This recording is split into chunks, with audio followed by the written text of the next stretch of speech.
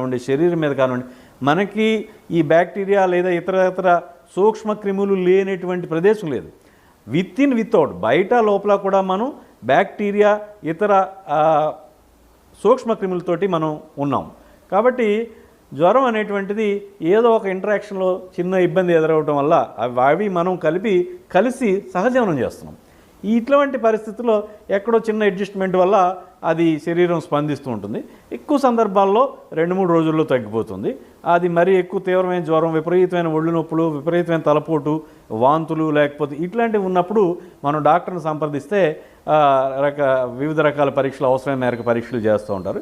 ఆ పరీక్షలను బట్టి ముందుకెళ్తూ ఉంటారు. ఇటీవల కాలంలో ఎక్కువగా మనం వైరల్ ఫీవర్స్ చూస్తున్నాం. ఎక్కువ వైరల్ ఫీవర్స్, చాలామంది వైరల్ ఫీవర్స్ అంటే చాలా తక్కువ మందికి తెలుస్తుంది. ఏంటంటే డెంగీ, లేకపోతే ఈ కోవిడ్, లేకపోతే ఫ్లూ, ఇవే కాదు వైరల్ ఫీవర్స్ అనేటువంటి